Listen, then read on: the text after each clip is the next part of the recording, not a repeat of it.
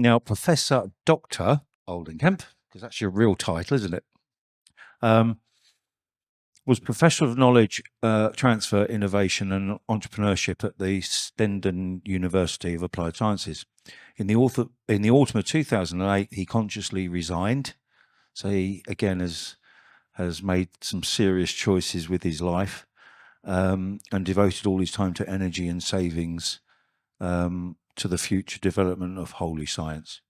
So that's worth looking into. I'm sure you'll quote where they can have a look at that sort of thing. Johan in 2011 discovered that the 11 Giza pyramids together with the Great Sphinx represent the third dimension of our time. So this again is going to be an interesting one in regard to the Giza clock. He's going to show that overall human consciousness is affected by the great year cycle of Sirius. Why so serious? From gold, silver, bronze, and iron backed. He's travelled from the Netherlands, so please give him a really warm welcome. Johan, you have the stage. Thank you.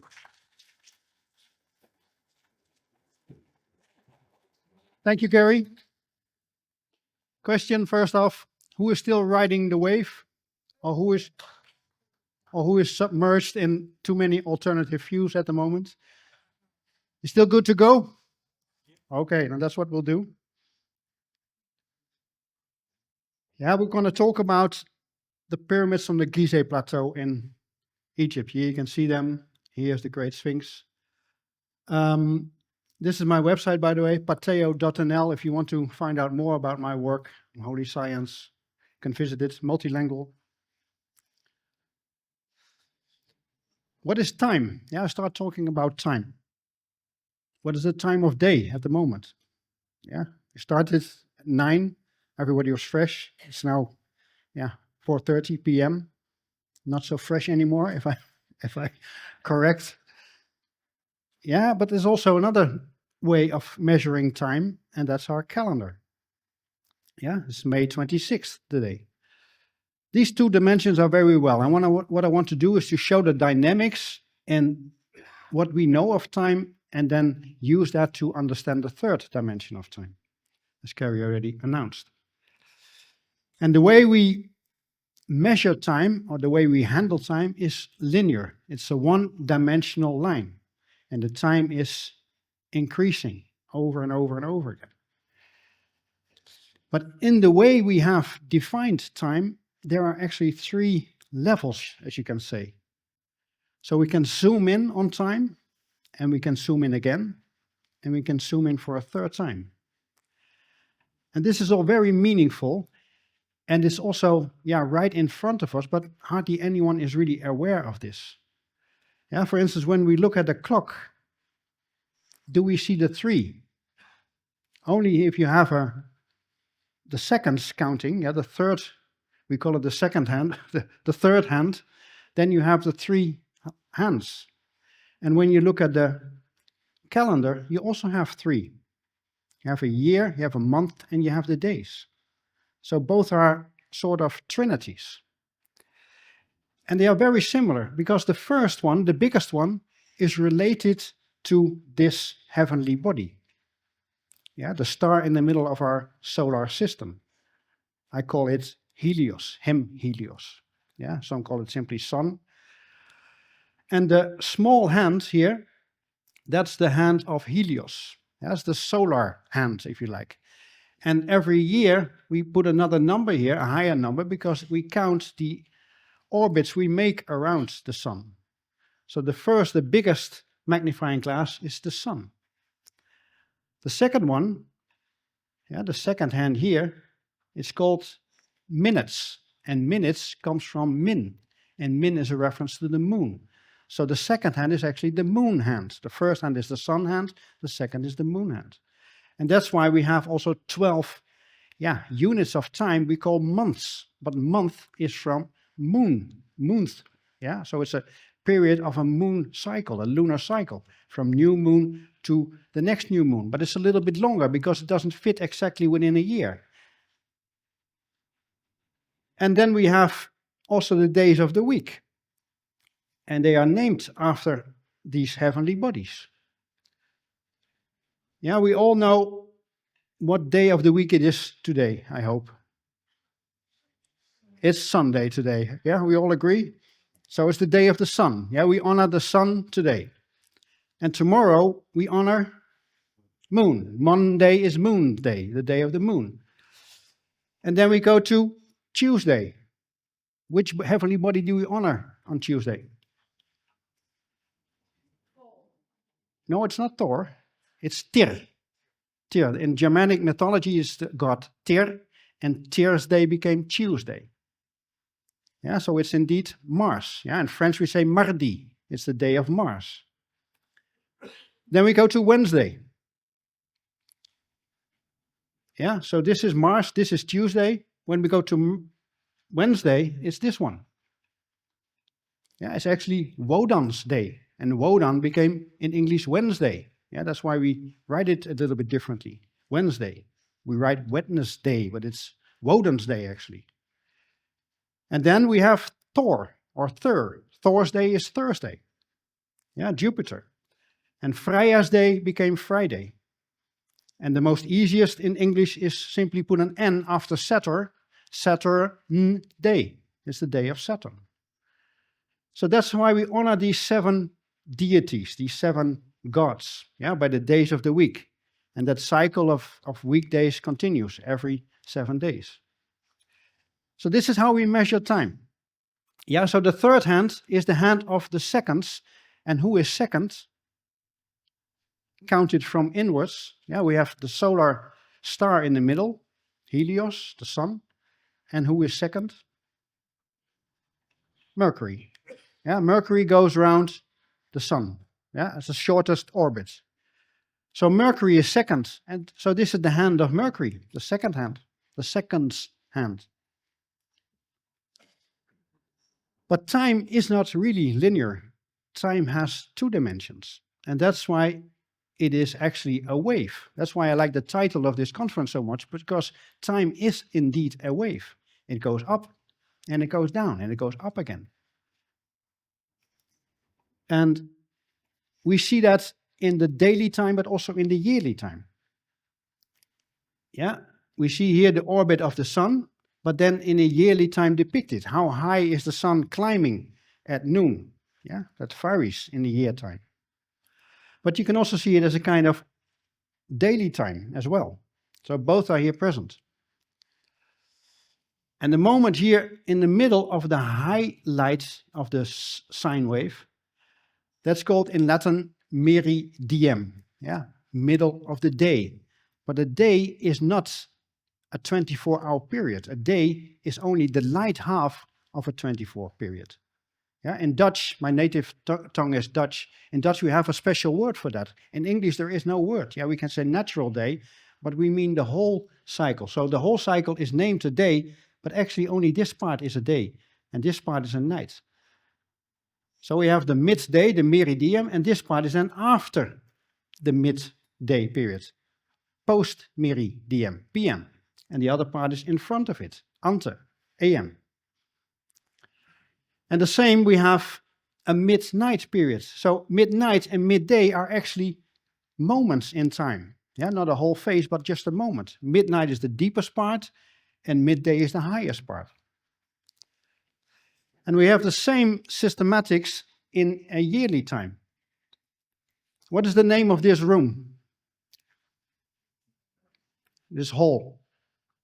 No one paid attention? What is the name of this boulevard in front of this?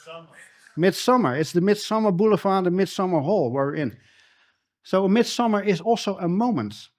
Yeah, in the old days it was feasted. It was a festival, the Midsummer Festival. And the same happened in the midwinter. So midwinter is not in the middle of the season of the winter, as most people think.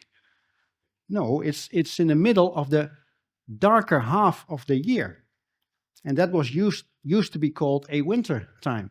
So we have a summer and a winter time, 2 half years. But now we use summer and winter for seasons, and that can be a little bit confusing.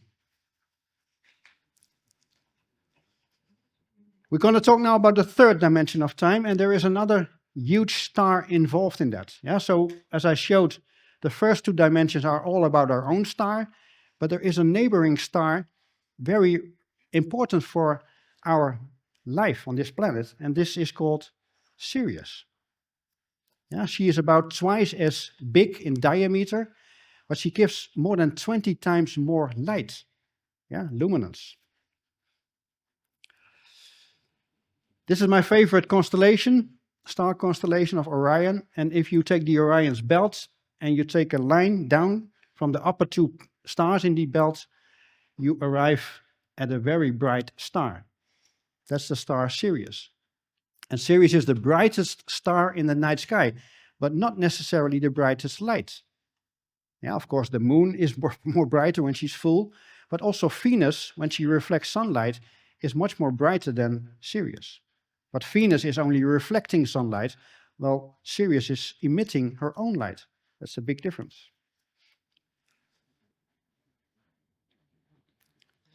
So we have 3 dimensions of time, and we can easily make that with our fingers, pointing in 3 directions.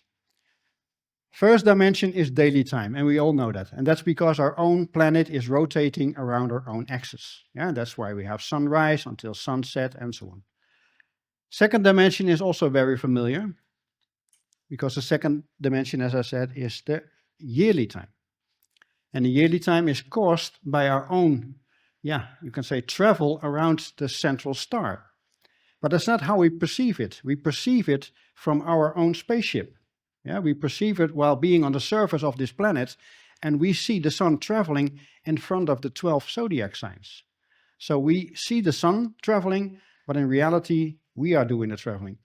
Just as here, yeah, we see the sun come up in the east and go down in the west, but it's just us. We go around our own axis. The sun is relatively standing still to us. So what is then the third dimension? The third dimension has to do with the rotational axis of our home planet, I call Terra. And at the moment, this axis is pointing to a star, yeah, in the smaller bear, yeah, the Polaris, the pole star. But in 13,000 years' time from now, it will be a totally different star, now somewhere in the west, yeah, the Lyra system, the star Vega. So you can call this the North Pole precession cycle, if you like. And it's going the other way around. Yeah, it's a precession. It's going in the opposite direction as this cycle. So I want to talk about this in relation to the pyramids on the Giza plateau. And Plato, his name has already been mentioned a couple of times, he called it the great yearly time. Yeah, because yearly time lasts 365 and about a quarter times longer than daily time. But great yearly time lasts about 26,000 times longer than yearly time. So it's a huge difference. And all three, I mean, they have a sine wave. So also in the great yearly time, we will see a sine wave. And it has everything to do with the dance of our sun, Helios, and Sirius. They are making this beautiful dance. So they come together and they go further apart, and they come together and further apart. And the full cycle of this dance lasts about, as I said, 26,000 years. Yeah, at the moment it is about like this. Here is our sun, Helios, there is Sirius, and the line between them always goes right in the middle of this overlapping. So here, the line wherever they are is always going through this point. And we make an orbit around Helios.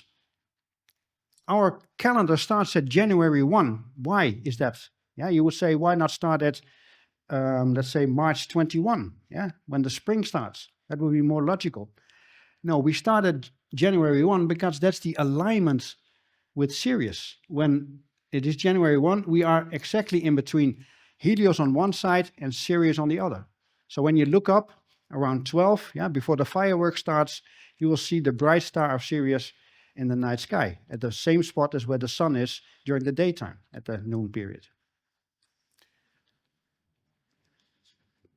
And in ancient Egypt, she was, yeah, personified as this god, this deity, and her name was Sopdet. Yeah, so the star on our head refers to this star. Yeah, this is actually a personification, if you like, of Sirius. And that name refers to the red star. And it has everything to do with the phenomenon of redshift. Yeah, we all know when an ambulance or a police car is driving away from us, it sounds different than when it's coming towards us. Yeah, because the velocity of the vehicle is subtracted or added to the sound. Yeah, the frequency of the sound.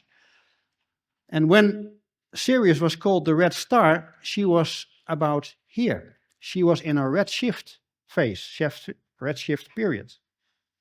But now she's no longer there. Now she is in the blue shift phase, yeah, because she's now here. So now she is coming towards us. Yeah, Sirius is coming closer and closer.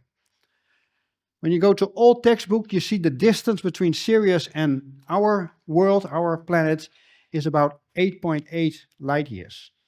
Yeah, about 200 years ago. And then it became 8.7.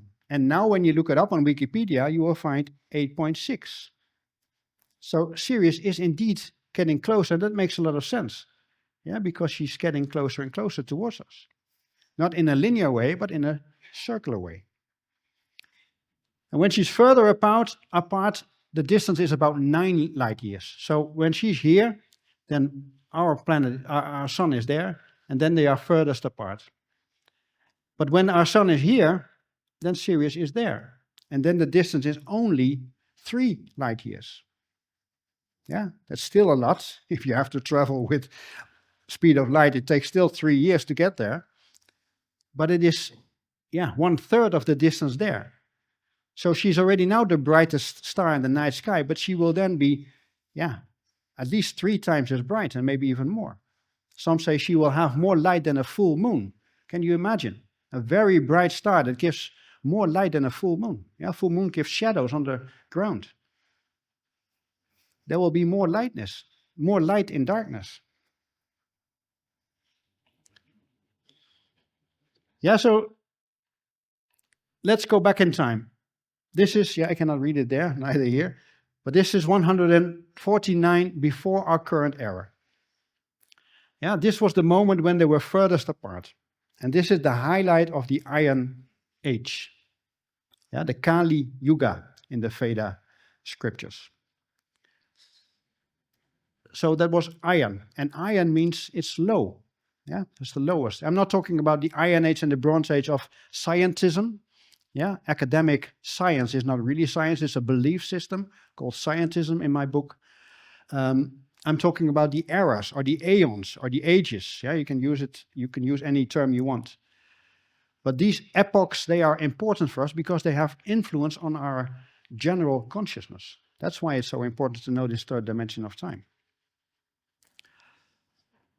We're about here at the moment, a little bit further actually. Because in 2012, according to my understanding, we entered a new time frame, a new era. Yeah, the Dvapara Yuga, meaning the Bronze Age. And that means that we enter the same kind of energy as, for instance, ancient Egypt and ancient Sumer.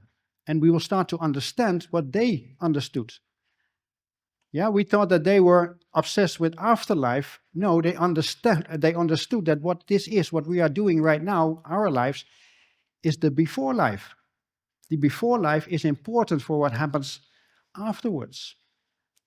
And that's why they were focusing on, preparing for what is coming next, the real thing. This is just a preparation phase.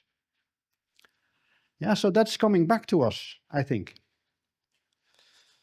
Then when we even get closer, we enter the next age, and that is the Silver Age.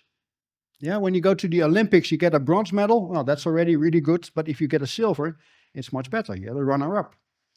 And of course, when you get even further closer from this moment on, this is when we enter the Golden Age, Age of Gold. Yeah, the Satya Yuga. What do we know from this period? Well, hardly anything. We only know about the last 5,000 years. We have written documents that go back about 5,000 years. What happened before, we don't know. Yeah, as human beings, we are maybe 200,000 years on this planet. Yeah, who knows? But we only know a very small bit of it. Yeah, we have amnesia on a gigantic scale. We lost a lot of information.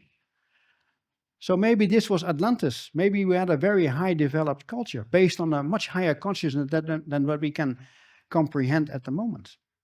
I think that's true. So then, after we get out of the Iron Age, the Golden Age, we come back to the Silver Age. And after the Silver Age, we go back to the Bronze Age. And finally, we end up again in the Iron Age. That's the cycle. So it's not as the seasons. It's not spring, summer, autumn, winter. No, it's 4 and then 4 back again. And there is a so-called primitive tribe living nowadays in Mali. They knew a lot about Sirius. That was really remarkable. They knew so many facts that were not known at the day. They were encountered by Robert Temple. I will come back to that. Yeah, what here is on their heads is called a kanaka, and it represents actually a unit of 6. Yeah, the number 6 is very important. When you go back to ancient Sumer, they were counting in multiples of 6 and 10s. And that's what this represents. Each end is a 10, and 6 times 10 is a 60. And the Dogon people, they celebrate this festival, the festival of the Sigui, every 60 years. For a very long time. It's in the Guinness Book of Records. You can look it up for yourself. The longest held ceremony, as far as we know, it goes back to many, many years. Yeah, thousands of years. Every 60 years they celebrate this. Why? What is so important about 60? Robert Temple, he was living in the UK, but he was born in the USA. He encountered them in 1967, and he was fascinated by the things he learned from them. Yeah, they said there were 4 big moons around Jupiter. How could they know? That's not visible with the naked eye. They knew that. They knew there were rings around Saturn. How did they know that? And they knew a lot about Sirius. They said there's not 1 star, now there are actually 3 stars. I'll come back to that. So these so-called primitive people apparently were in touch with ancient knowledge.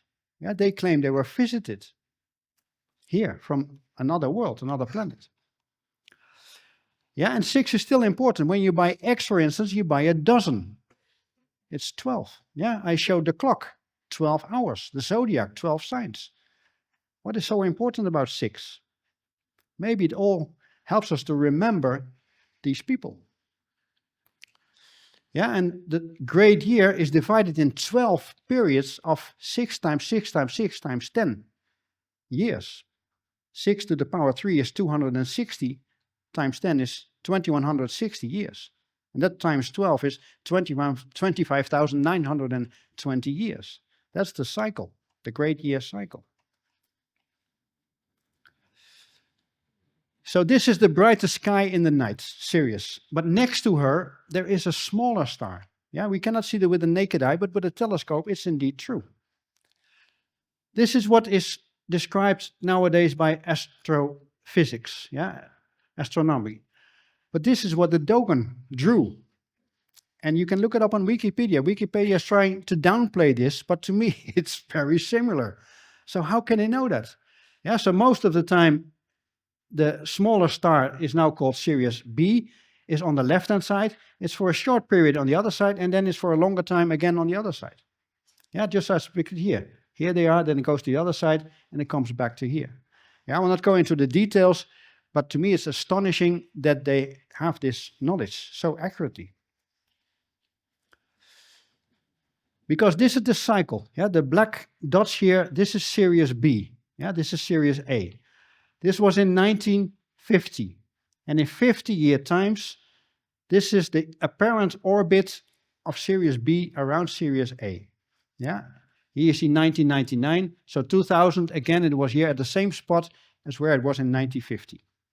So the cycle of B around A lasts about 50 years. But why do they celebrate the festival every 60 years? 50 would be more sensible. That's true from our perspective, from our world scene, but not seen from the other world. Yeah, this star is called the dog star. It's in the chest, if you like, of the great dog, Canis Major. Yeah, so it's here.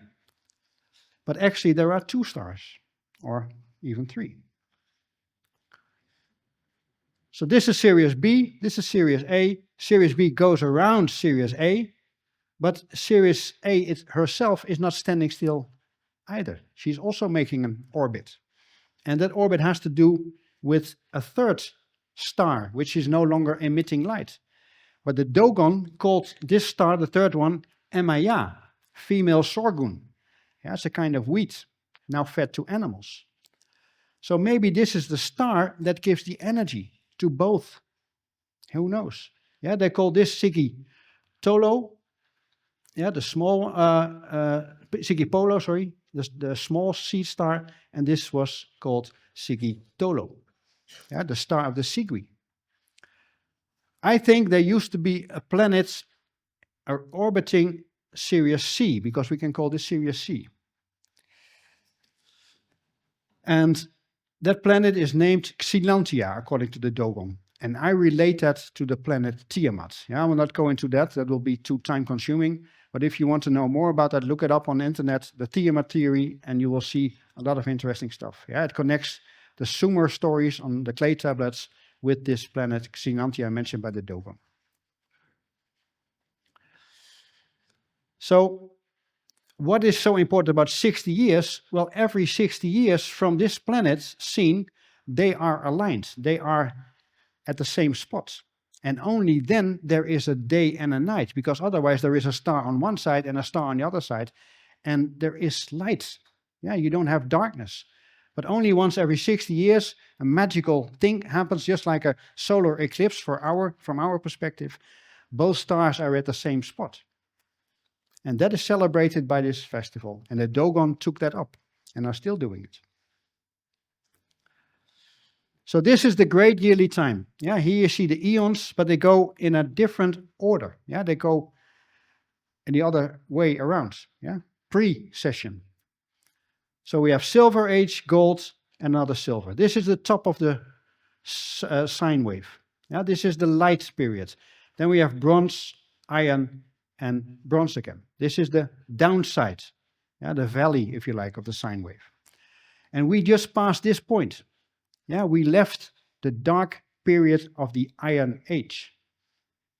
Yeah, our consciousness was generally rather low, and we believed so many things. Yeah, Pisces, the theme of Pisces is I believe. We believe the politicians, we believe the newsreaders, we believe the house doctors, we believe the bankers, we believe the judges. Should I go on? We all believed that what they were telling was the truth. And now we are breaking free from all that. We said, yeah, you can have your own opinion, you can have your own view. I have an alternative view. And my view is just as good as your view. Yeah, and if you don't mind, I'm going to continue with my view. That is what is happening now. Yeah, we are breaking free from Pisces because we have entered Aquarius. And Aquarius is an air sign. We want to think, we want to know. We want to know it ourselves. We no longer build our house on what other people tell us. That's a major shift that is going on right now. No one can tell us what is true or false. We will make that up for ourselves. Actually, it's our own, it is only human, I think. If you depend on others, I think you're mentally lazy. Yeah, it's not that complicated. Everybody can understand how things work. And to think that others will think for you, I think it's very risky.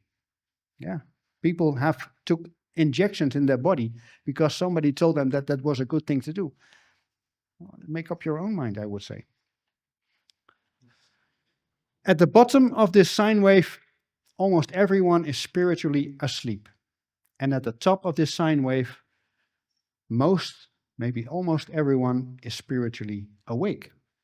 And that's the process. It's a very slow process. So here in the Golden Age, we had a very advanced society. Yeah, the stories of Atlantis, I think they are true. Yeah, because Atlantis disappeared around here at the end of the Golden Age. Yeah, so let's now connect this, the third dimension of time, with what has been built on the Giza plateau. You see three relatively large pyramids. This is the largest one. This is equally large, almost, but this one is a bit tinier, a bit smaller. But next to those three, there were other pyramids as well. Tiny pyramids, if you like. Yeah, some of them are not in their original shape, so let's rebuild them a little bit. Yeah, I make this one a little bit more nice, and that one too. So here you see three smaller pyramids next to the smallest greater pyramid. And also here, you can't see it now, there's just some rumble there, but there used to be a small pyramid as well. And next to the biggest one, yeah, you can see them here. Only this one is more or less intact. The others are degenerated, if you like, or crumbled down. There were three, and even a smaller one next to it. So that's what was Gary saying in the introduction. There are 11 pyramids on the Giza plateau. Yeah, that's what we see here. This is a reconstruction. And the Nile was much closer to the pyramids as it is now because it's migrating slowly to the east. But that's also another lecture. Yeah, so you see the smaller pyramids here. This is the tiniest one. There's a tiny one. And there are three as well.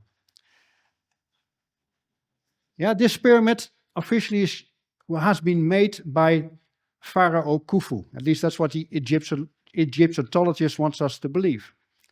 I think that's equally silly as claiming that Robin of Locksley, aka Robin Hood, built Stonehenge. Yeah, it's absolutely ridiculous. These things were there for long, and the Egyptians created their own culture around these beautiful buildings. That's the truth, to me. So there's another big one, and then there is a smaller big one, if you like. But these three are all relatively big. Here are three smaller ones. Yeah, a tiny one there. Can you see the animations? Yeah, one here, and another one is there. 11 in total. So let's only see the contours now. And we ignore the bigger ones, we only focus on the tiny ones. How many you see on the left? No, we ignore the bigger one, I said. 3. How many we see here? And how many we see here? Does it ring a bell? Let me give you a clue. Indeed. It's the start of the strange number of pi. And pi is, of course, a reference to a circle. So why did we get this clue? Yeah, why were those smaller pyramids built? To give us the idea that we have to think in a circle. Not linear, but circular, in cycles. Because this is about the great year cycle, the 12 eons. And the clue they gave us is a little bit more complicated than that because it has to do with the belt of Orion. Yeah, these three are in the belt of the warrior Orion. And as I showed in the beginning, when you take a line from here to there, you end up with Sirius. So this is Sirius, or actually Sirius A and B. You can't see B. And yeah, so if you look at the night sky, it's easy to find Sirius if you can see Orion. It's a doddle. So we zoom in now on those stars of Orion and just give you an idea how big they are. Yeah, everything is way bigger than we can imagine. This one, Betelgeuse, is 950 times the diameter of our own sun. Our own sun is already huge, but this is almost unbelievably big. Yeah, then we move to this star, Mintaka, Anitak, sorry, about 20 times bigger than Helios. And this one is a little bit the same. Scythe is 22 times. Yeah, I will go a little bit faster here. This one is relatively big. This is Rigel. Rigel is 78 times bigger than our own sun. Yeah, I'm talking about the diameter, not about the volume, but you have an idea. This one is relatively small, Mintaka, only 1.6. So it's in between Helios and Sirius, if you talk about the diameter. And this one is also rather big, again, Bellatrix, yeah, 5.7 times bigger than our own sun. But it also looks a bit like an hourglass, if you can see this. Yeah, also reference to time, but we picture it as a man standing with a spear or a shield. Yeah, the warrior, Orion. Let's have an idea of how big everything really is. Yeah, we are living on this planet, beautiful planet called Terra. This is her size compared to Helios. Can you imagine? It's 10 times, 11 times bigger than our diameter. This is the biggest planet, Jupiter, and Saturn is a little bit smaller but has huge rings around him. Yeah, so when we put Jupiter in front of the sun Helios, it fits in 10 times. So the diameter of the sun is 10 times the diameter of Jupiter. That's already huge. Yeah, this is gigantic. And if we compare Jupiter with our planet, yeah, it's 11 times. So this is an ongoing hurricane. Yeah, permanent. But it's bigger than our own planet. It's incredibly big. Yeah, but everything can be much bigger, because now we will go to the stars of Orion. Yeah, for instance, this is Rigel here, but here Rigel is relative to the sun Helios and to Sirius. Yes, I said Sirius is about twice as big in diameter. This is 78 times bigger than Helios. So this is huge, this is gigantic. But if we compare Rigel with Betelgeuse, then it even gets stronger, but because Rigel is now this, and this is then Betelgeuse. So if you have an idea of how big is, this is gigantic. Yeah, just for fun to get an idea what we talk about. Okay, we zoom now in on the belt of Orion, these three stars. Alni Tak, Alni Lam, and Mintaka. Yeah, Alni Lam is the middle one. This one, as we already saw, was much smaller than that. And that is, of course, why they are built as pyramids, but this one is quite smaller than that one. As above, so below. Yeah, so here we see them again. And now we put the pyramids under the stars, and you see it's a perfect match. Yeah, of course, it's an interpretation how big this is. But yeah, this is the smallest of the three, and the light is also smallest. So it makes sense to me. Yeah, and also the angle. This is not a straight line. There is a kind of bending. So that is what has been built on the Giza plateau, the Orion's belt. But why? Why is Orion so important? Yeah, let's go again to rebuilding everything. There's a small pyramid here. There's a small one there. Yeah, they're all gone now. And where are we now with the animation? Oh yeah, this is the big one. Yeah, I simply put red lines around each pyramid so that we can see it more clearly. Because what I'm going to do now is I'm going to show you a circle that is there. And I really would like to go to Egypt, to Cairo, to this place, and make the circle and put signs there, because I think the tourists would like to know what was built there. But there's something more. Yeah, maybe you've seen my presentation on YouTube where I explain all this, but this is new. I've not talked about that before. Yeah, this is the Sphinx, by the way. And that's here. There is an entrance here. And if you enter, yeah, you cannot enter it anymore because it's locked now. There's irons in front. But this is called the Tomb of the Birds. It's a very important tomb. And it is exactly at the same latitude as the center of the Great Pyramid. Yeah, this is a picture of it. You can search it on internet. Yeah, the Tomb of the Birds. And some men went there. This is, yeah, you can make this triangle. It's not, but it goes exactly to the middle of the bigger pyramid in the middle, and it touches these smaller pyramids exactly at the corner, and then goes straight up. Yeah, so this triangle can be made always, but I'm going to show you a circle, and the circle is very special. Yeah, that circle touches this point here, the entrance to the tomb. It touches there, the smaller pyramid, yeah, also the big pyramid, the Great Pyramid, and it goes round and it touches one here at the corner as well. So this is very fascinating. There is a circle hidden on the Giza plateau. And the man who visited this tomb, you recognize him? Alexander the Great, yes. And he visited because he heard a rumor, he heard an idea, and that's indeed what he found. Yeah, we've talked about Gnostic writings before, but this is what Alexander the Great found here, the Emerald Tablet. It's an ancient Phoenician script, but if you decipher it, it's all about Hermetic knowledge or Hermetic science, if you like. Yeah, as above, so below. All those things are written here. Very fascinating. Yeah, for instance, here, the king's chamber, there is a sarcophagus, and Julius Caesar spent the night there. Yeah, not the least. Napoleon spent the night there, and it altered their understanding.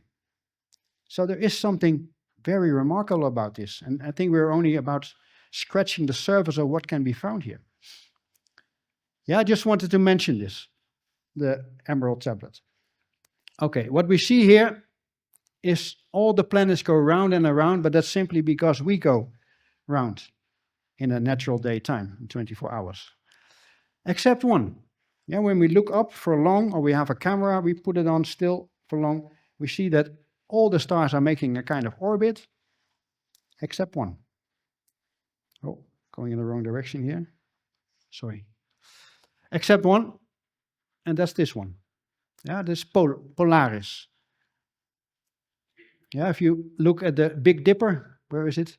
You can see that the edge is pointing towards this all the time. That's the current situation. Polaris is now right above us. So we go round, and there is Polaris. But actually, we go round a bit like this. I'm not sure if I can do it correctly, because the axis is not straight up. It's tilted about 23.4 degrees, 0.4 degrees. That is at the moment. But about 13,000 years ago, the direction of the axis was not tilted in this way, but all the way on the other side. Yeah, that was what I showed, the going around of the axis. So this was in the Golden Age period. And this is what recently happened in 2012. Yeah, let's say it didn't happen, of course, but these are the two extremes of the cycle. So this is one way, and that is the other way, and then it migrates from one to the other in the in-between time. And that is depicted at the Giza plateau. So we have here 2012, yeah, that's the northeast corner of the Great Pyramid, and there at the other side is about 11,000 years before our current era, BCE. So this is a clock, the Clock of Giza, I called it. But it's a clock that shows the third dimension of time, the great yearly time.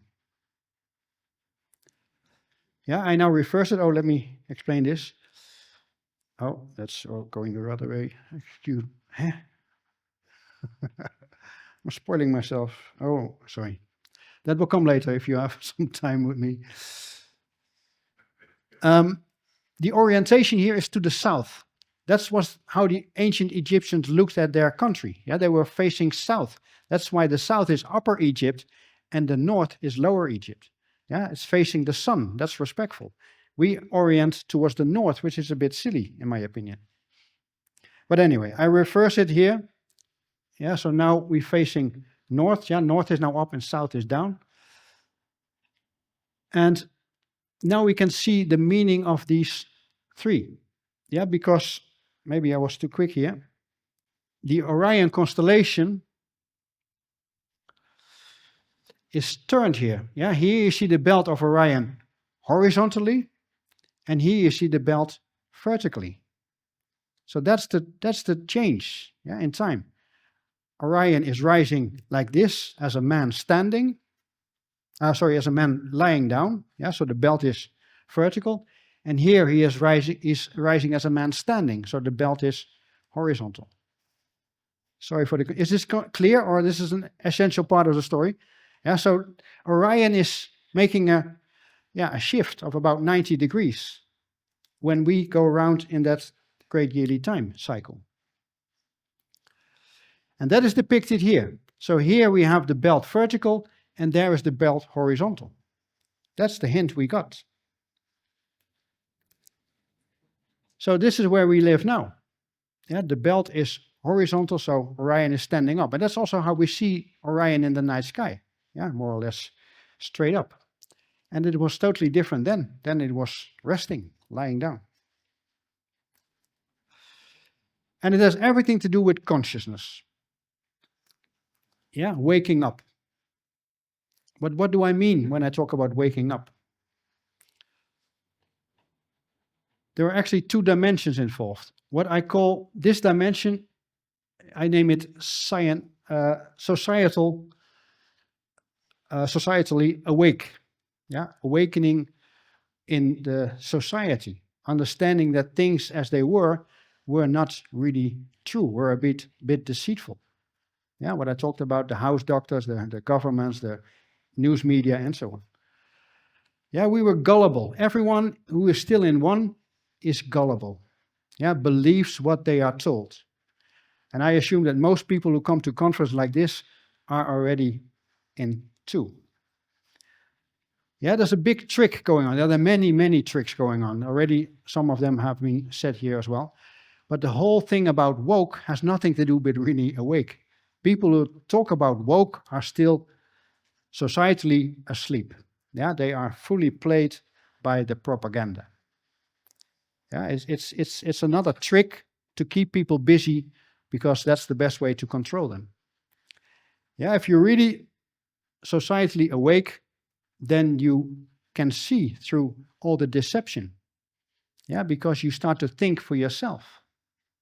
You take responsibility for your own knowing, your own understanding.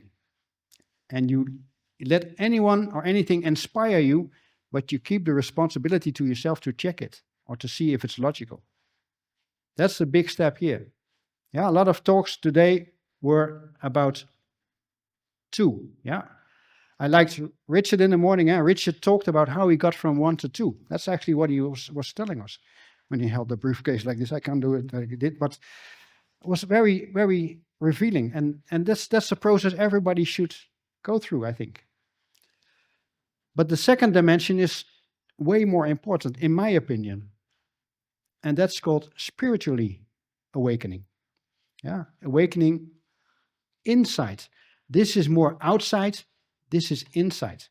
Many people are still worried about what is going outside. But if you wake up spiritually, you will understand that you are the creator of your own world, your own reality. People try to scare you. People try to tell you all kinds of things. I'm not saying they're not true, but what you see is what you get. When you go along with that, then that is what you will see. So we have incredible potential. We are magicians, we are sorcerers, but we forgot about it. In the golden age, people knew that. People were able to manifest immediately, to create. But we lost that capacity. But it's still in us. The potential is still in us if we are not too much damaged by everything. But phase 3 is important because you realize that you are asleep. Yeah, it's like you're dreaming physically, you're in bed, and you realize in your dream, hey, this is just a dream. Yeah, who of you had that experience, that when you dream, you realize that you are dreaming? Yeah. And then the whole thing changes. Then you can say to yourself, well, if this is a dream, then I can do this. Yeah, once I said to myself, okay, if this is a dream, then I can fly. And I flew. Imagine like Neo in the Matrix. It's all possible if you realize that. And that is happening here. You realize that this seems to be the reality, but it's only an illusion. It's a very tacit illusion, but it's an illusion in the sense that we are not who we really are. That's what we remember here. Or we remember that we are not who we are. And then we can go to the next phase and become awake, spiritually awake. Then you open innerly your eyes. And that is what my life's work is all about, bringing people from 3 to 4. I call it holy science, the science of the whole. Yeah, it's the reunion of genuine science, I call it sound science, and solid spirituality. Because they are two sides of the same coin, but they were taken apart in the 17th century. And the church says we have the dominion about spirituality, and the university said we have the dominion about science. And now we get twice rubbish, if I can be so honest to you. Yeah, what the universities are selling is indeed soulless. It's not helping us to understand the purpose of life, not at all. But what is sold on the spiritual side is also bollocks. Yeah, people are said, you can believe what anything you want to believe, yeah? Pick what you like. If it feels right for you, then that's the way you should go forward. No, that's not real spirituality. That's keeping people asleep. Yeah, real spirituality is hard work. It's confronting. You have to deal with a lot of issues. You have to break free from old patterns. That's not easy. It's very hard. But that's something you will never hear in spiritual conferences. They only want to make you happy and make you go out with a big smile. Yeah, I'm not sure if I'm going to give you a big smile today, but I want to share how I see it. Yeah, if you want to know more about holy science, then visit my website, plateau.nl. I developed a 7-level training course, an education course, with a lot of video material, with a lot of books. Yeah, one book is available at the table. It's a little bit of a misprint because the Greek letters are not printed. Somehow the drivers were not right. But you can buy it there if you want. Yeah, and contact me if you want to have the ebook and the videos as well. So that's what the Giza clock is all about. Helping us remember that we have amnesia. Helping us remember that there is much more possible. Breaking free from the old paradigm where everything has been simplified and has been ridiculed, actually. There is a higher power, there is unity, there is purpose, but only if you want to see it. If you think that life is meaningless, you're right, because that's what you have done to your life. If you feel or believe or whatever, if you want to find purpose, then you're also right, because you will find purpose. And the harder you try, the more purposeful it will become. That's why we are here. We have to somehow remember what is there to know. And most of all, remember who we really are. So that is the clock of Giza. Yeah, and you see now the circle of Sirius as well. And when you put it in the middle, overlapping, this is a symbol called the Ichthus. Yeah, it's related to Christianity. Many Christian people have this on the back of their car. Yeah, but this is actually showing the sign of Pisces. Yeah, I cannot go too far. Where am I? Here. Yeah, the New Testament is about Pisces, and the Old Testament is about Aries. And we have just entered Aquarius. So maybe we need a third testament, who knows? There is much more meaning in everything, but all we need to do is open up and forget everything that we have been taught, because most of it was propaganda. Life is not what we think it is or what is being said to us. We are children of light consciousness. We can create, we can make this world totally different. And we indeed have a role to play, as said before, in relation to this planet. But only if our consciousness is high enough. If you do this with a low consciousness, you're only fooling yourself. So first work on yourself. First bring your consciousness to a higher level, and then you can fulfill the role that is meant for us. That's my take on the current situation. Thank you very much, and now it's time for questioning.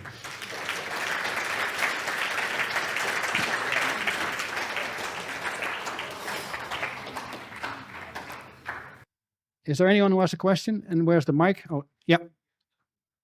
Hello. I remember reading a few months ago about a 13th month and star sign. So if you calculate the 28 days times 13, it comes out pretty much a year. So what's your comments there? It's a lot of disinformation, Ian. Yeah, we get so much disinformation. No, it's 12. Yeah, they call it the snake bearer. And I know all that story, but it's nonsense. Yeah, there are so many paths you can get lost in. Remember the film Neo, and it has been mentioned by one of the previous speaker too. Neo in the film The Matrix. Yeah, he goes down the rabbit hole. But if you go down the rabbit hole, you can keep going down the rest of your life, and you end up in all kinds of tunnels and all kinds of ways, and you will never get out of it. What is needed is discernment. Discernment between wheat and chaff, between truth and falsehood. Yeah, how to do that? Trust your inner voice. That's how I do it. But then go look for evidence, look for facts, look for logic. The truth, when you see it, is always evident. Yeah, it's self-evident.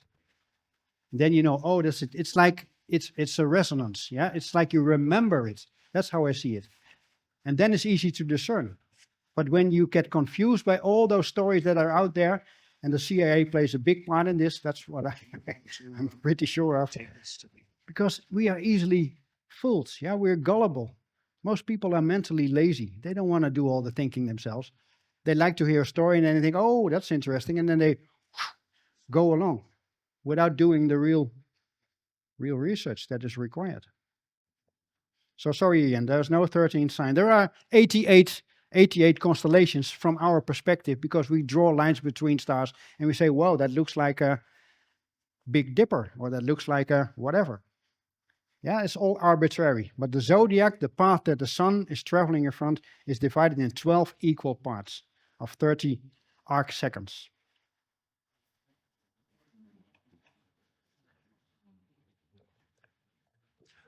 Johan, I'm going to burn some time off my presentation because a lot of people are kind of interested in you at the moment. So you keep going and I'll pass the mic around. You're the chairman, so... Hello, Johan. Thank you. It's very inspiring. Thank you. Would you say the same thing about the flat Earth subject? Yeah, I have no idea how many people are going to me. I gave a presentation in Denmark, Open Mind Conference, Copenhagen. One of us was also present there. I'm not sure where he's sitting at the moment. And I got the same question. Please do your own research. Yeah, I don't want to insult anyone, so I will not say anything harsh, but do your own research. That's what I want to say. And to me, it's very striking that all those videos that are made by those flat Earth believers are very advanced. They're way more professional than my videos. So to me, that's a red flag. But it's all up to you to do your own research. Yeah, the science behind it is rubbish. Yeah, and maybe add a little bit to it. Yeah, it's because NASA indeed is never a straight answer, or not a space agency. So NASA is lying big time. That's true. But it doesn't mean that you can jump to any conclusion. That's the pitfall. And that's what most people do. They want to jump to conclusions because then they can sit down and go to Netflix again. No. It's if you want to know the truth, it's a lifetime of research that is needed. Inside and outside. Thank you, Johan. Are you able to comment on Tiamat and the stories in the Sumerian tablets? The first word I didn't hear. Are you able to comment on Tiamat, the planet Tiamat? Oh, I call it Tiamat. Sorry. Tiamat. And the relevance with some of the stories from the Sumerian tablets? Yes, I can. Yeah, as I showed in the presentation, what the Dogon people called Xilantia is what I call Tiamat. But Xilantia is no longer there. I think something happened with, I want to point, but there's nothing to point. I think something happened to Sirius C. And that a huge explosion of energy came, and that planet was somehow blown away and got into our solar system. But that's not science, it's a theory I have. I call it the Tiamat theory, so I cannot prove this. But I think that water world, because Tiamat was a planet covered all the way with water, yeah, our planet about 70%, but that planet was totally covered with water, came into our reality. And that planet eventually had a collision, with electricity and a lot of energy with Jupiter. So Tiamat was destroyed. And all those water parts became gigantic ice meteors, and a lot of them rained down on this planet. Yeah, the Domos called the Nomo the aquatic people. Yeah, they were described as let's call it dolphin and semi-human. And I think it makes a lot of sense. I think we have a lot of in common. Yeah, most people think that, yeah, his name was mentioned already, and Darwin. We have nothing in common with apes. We have much more in common with dolphins. Yeah, apes don't like to swim as we do. We have something with water. When we go in water, something happens, something magical. So there's much more to this story, but what we must do is we forget everything that has been told us, and then we start afresh with a clean slate and try to make sense out of everything. Testing. Here we are. Johan, just can you clarify? There's some people would say that September is named after Sept 7, and October is Oct 8. Yes. That they're the 9th and 10th month. Is 9. November is 9, and decimal is 10. So that has to do with what was the first month. And when we go back to the ancient Roman calendar, the Julian calendar, the first month was what we now call March. So March was 1, April was 2. So that's where it's coming from. Yeah. Why was it changed? What did it change? Yeah. Why? Yeah, I think because eventually, yeah, it's logical to start in March because that's the, let's say, the month of spring. And the cycle starts with spring, the yearly cycle, spring, summer, autumn, and then winter. So it's logical to start in March. But as I showed here, I think we remember that Sirius is very important. So our yearly calendar, yeah, most people don't like the Gregorian calendar, but it is also an homage to Sirius because January 1 is the alignment with Sirius. So that's why. Originally, March was 1. That's where the counting is still coming from. Yeah, Aprilis, and yeah, I will not go into that, but you can all look it up. And then we had 2 extra months. And that's why February has an extra day. The extra day in a leap year comes at the end. And the old end was February. So it makes sense, I think. Are you satisfied? Oh, you don't have the mic anymore. Yeah. Any more questions?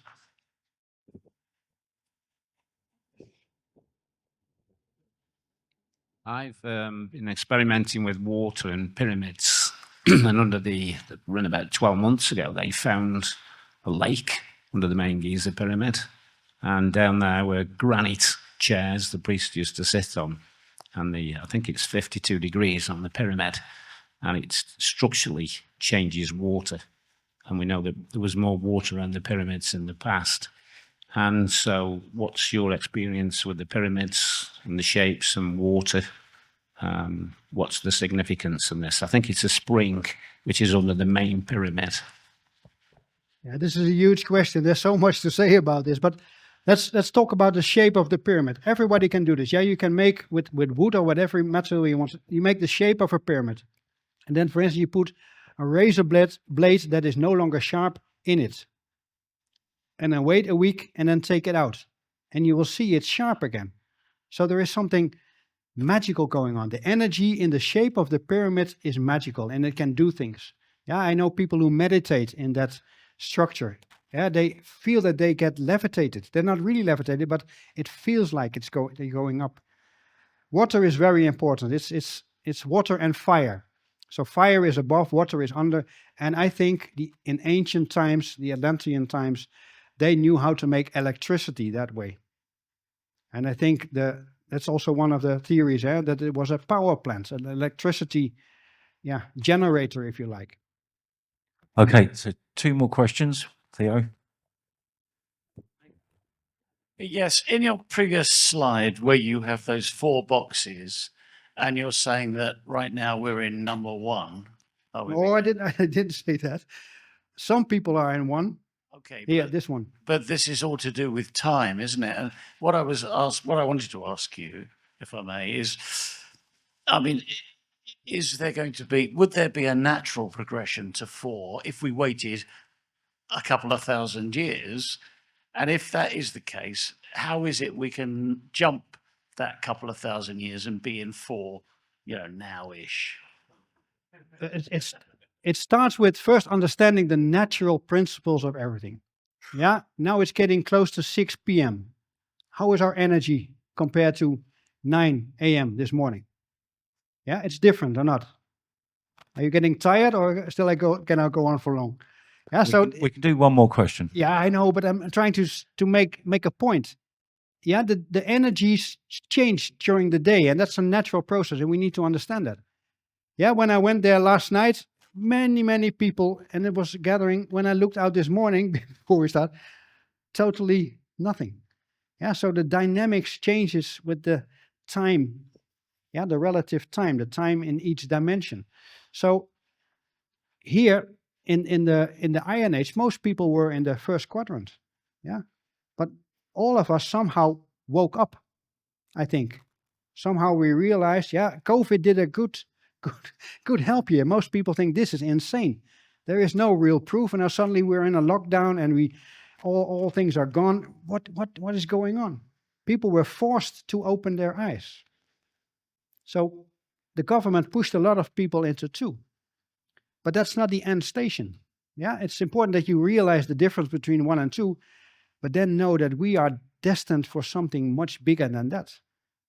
Yeah, we can live in a totally different way together with the rest of all the living creatures on this planet. But first we need to innerly wake up. Okay, chaps and chapesses, we'll call it 6 o'clock. We'll all come back. Thank you, Johan. Thank you so much.